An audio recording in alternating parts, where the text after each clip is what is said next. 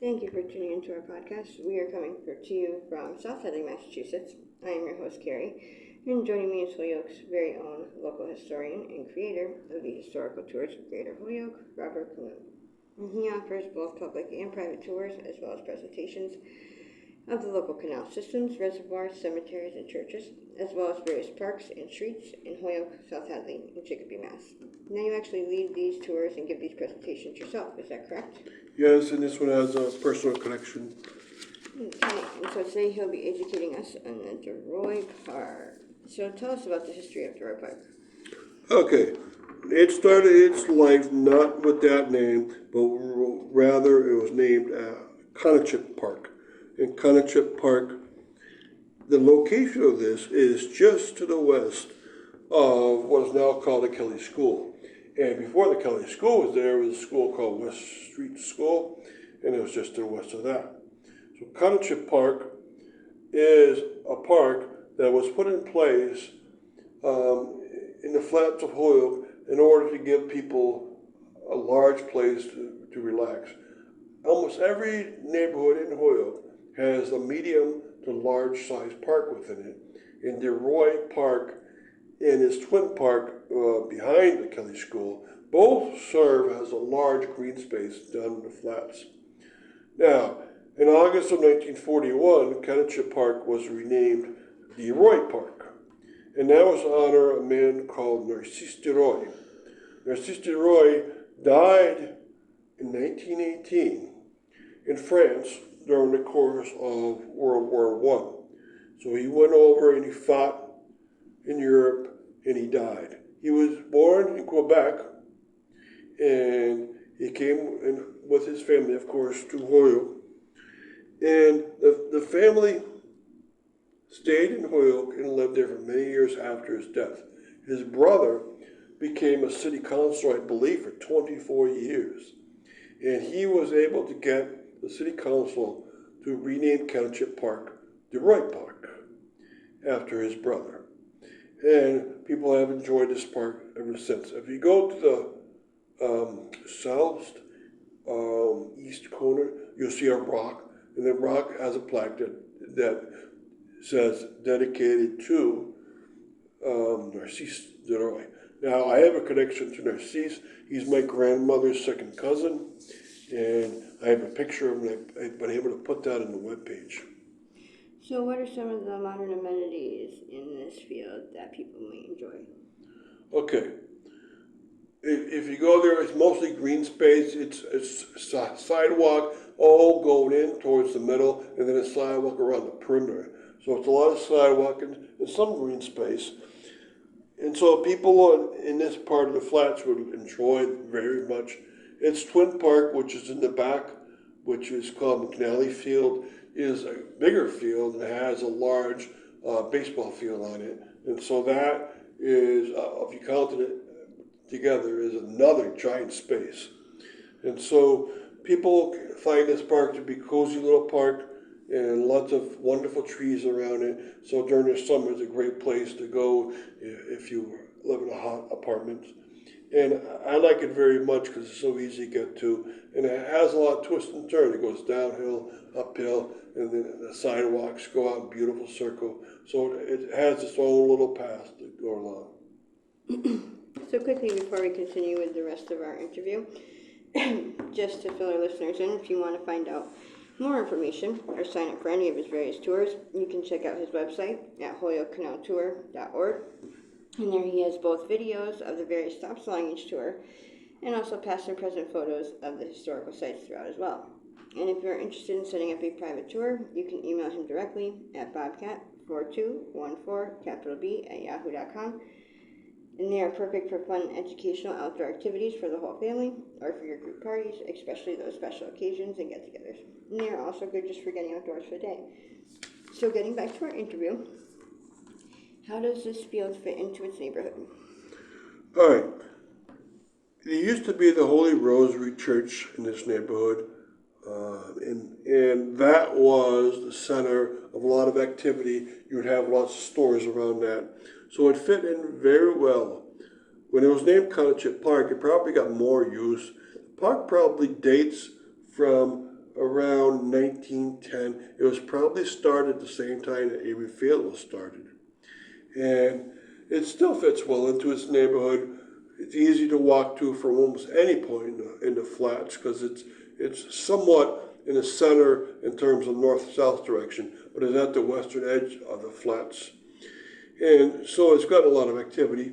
How does Narcisse Deroy fit into an Irish ethnic neighborhood? Well, the other part of the flats is a Quebec neighborhood where the Immaculate Conception Church was. And Narcisse Deroy was a parishioner at the Immaculate Conception Church and was a student in Immaculate Conception School.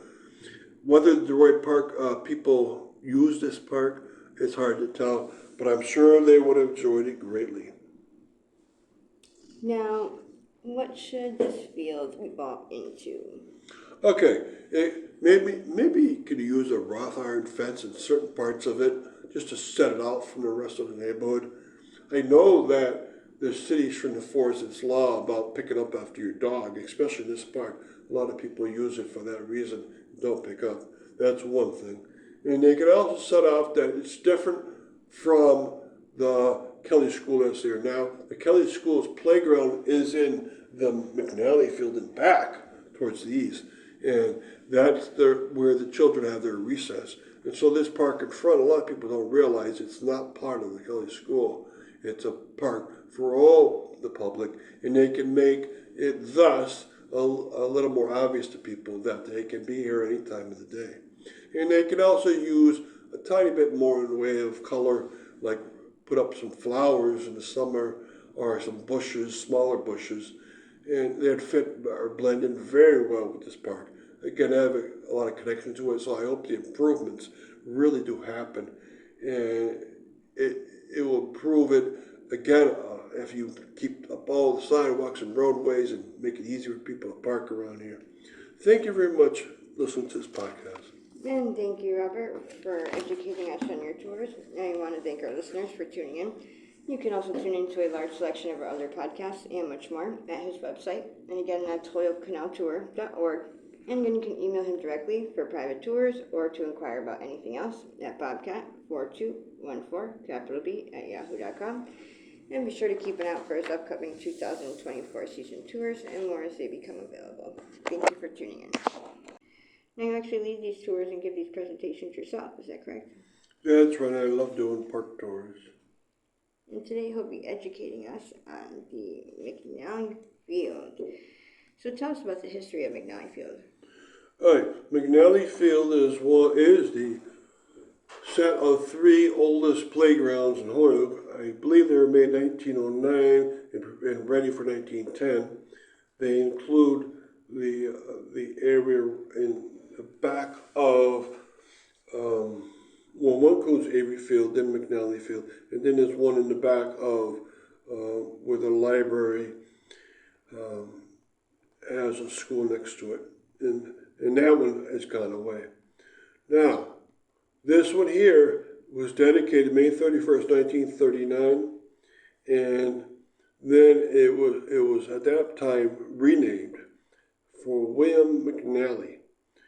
He was a veteran and leader in sports, and he loved sports so much around Holyoke. And when he grew up, he entered World War I, and he was killed in 1918 in France. And so this park was named after him. Now the front of the area, what is now called the Kelly School, is the Deroy Park, and that was named after Narcisse Deroy. And the front of that park and the back of the park are both named after World War I military personnel from Holyoke that ended up dying in World War I. So that's a great set of parks. Now, that back park, McNally Park, has a major league sized diamond to it. It has one basketball court, which is rather big. And of course, by being near the Kelly School, there's always a lot of parking near the Kelly School, near Deroy Park, on the streets around the neighborhood, or on any of the roads around McNally Field. It's very, very popular for playing softball games for adults, so forth. Now, What are some of the modern amenities this field that people might enjoy? Okay, so it has a fence entirely around it, and it has player benches with fence before it. It has bleacher section, and it has a play area for little kids. It has bathrooms available and equipment storage area. So there's a lot to this area. And also the playground sets are new. They're from the year 2013. And it's a very easy place to get to for a lot of people. And it's the same with the park in front, which is not a baseball field, but Deroy Park has the same situation. A lot of amenities, and so people can enjoy this area anytime they want to. And so before we continue with the rest of our interview, just to fill our listeners in, if you want to find out more information or sign up for any of his various tours, you can check out his website at holyokecanaltour.org. And there he has both videos of the various stops along each tour and also past and present photos of the historical sites throughout as well. And if you're interested in setting up a private tour, you can email him directly at bobcat4214 and they are perfect for fun, educational, outdoor activities for the whole family or for your group parties, especially those special occasions and get-togethers. And they are also good just for getting outdoors for the day. So getting back to our interview, how does this field fit into its neighborhood?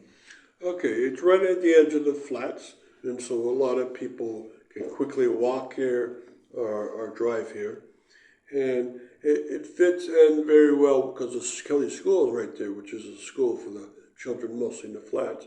And there's another park right in front of it, Deroy Park. And for all these reasons, this is one of the best places to be in a summer afternoon, for instance, or after work. And it fits in because it's very close to where the churches used to be, 2 blocks away, and a lot of tenement houses are around this area. So it's always been a park for the people to walk into and play baseball, basketball, and so forth. And it's always stayed stable. It's a very flat area. And what should this field evolve into? Well, it should keep its role as a place to be able to play. And it's a very cozy park. And it has nice trees around the outer perimeter, so it's shaded in various parts of it. Now, one thing that it has now going for it is that it's surely a place where in 1868 to 1870 were discovered 71 Native American remains in this park.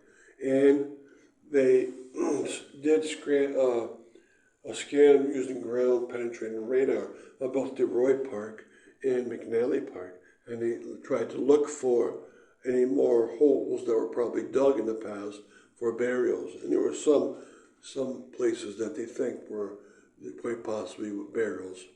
And so it might, besides being 2 wonderful parks, it might become a cultural resource in the sense that on the federal level, there's something called National Register. And the fourth way of getting onto National Register is that a place is a potential for archaeological finds. And this definitely has in the past, and it could be in the future. So just by its potential to be so, it can be classified as a National Register entry. And thank you, Robert, for educating us on your tours. And I want to thank our listeners for tuning in. You can also tune into a large selection of our other podcasts and much more at his website. Again, that's holyokecanaltour.org. And again, you can email him directly for private tours or to inquire about anything else at bobcat4214 And be sure to keep an eye out for his upcoming 2024 season tours and more as they become available. Thank you for tuning in.